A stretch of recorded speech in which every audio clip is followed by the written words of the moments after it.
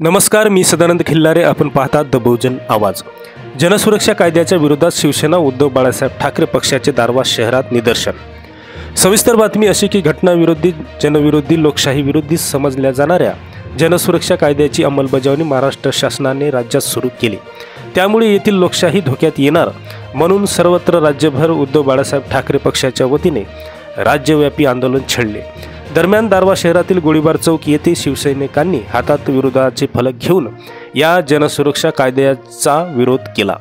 यावेळी शिवसेना उद्धव बाळासाहेब ठाकरे पक्षाचे उपजिल्हा प्रमुख अजय गाडगे सोबत इतर शिवसैनिक उपस्थित होते. आमच्या पुढील बातमीच्या अपडेट्ससाठी चॅनलला आत्ताच सबस्क्राईब करा. व्हिडिओला लाईक आणि शेअर जरूर करा.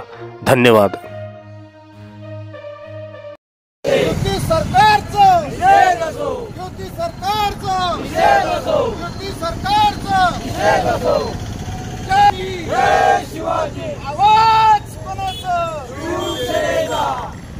आज शिवसेना उद्धव बाळासाहेब ठाकरे पक्षाच्या वतीने दारवा येथील गोळीबार चौकामध्ये सरकारच्या विरोधामध्ये जनसुरक्षा कायदा हे जे सामान्य जनतेवर, इथल्या आम माणसावर लादला गेलेला आहे, त्याचा निषेध करण्यासाठी प्रामुख्याने आम्ही आज येथे जमलेलो आहोत.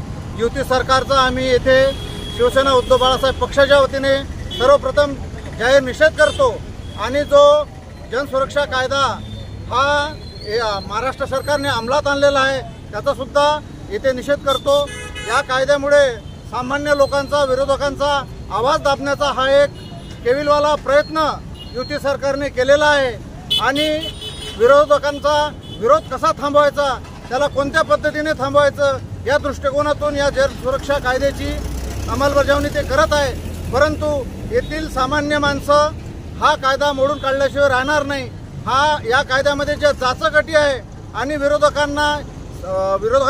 अनेक लोकांचा विरोध असताना सुद्धा हा कायदा येथे लादण्यात आला, ही एक लोकशाहीची थट्टा आहे. याचा आम्ही तीव्रपणे आज निषेध करतो. याची दखल शासनाने घ्यावी, अन्यथा यापुढे तीव्र आंदोलन करू आणि हा कायदा रद्द झाल्याशिवाय आम्ही शिवसेना उद्धव बाळासाहेब ठाकरे पक्षाचे पदाधिकारी स्वस्थ बसणार नाही, एवढा सांगू इच्छितो.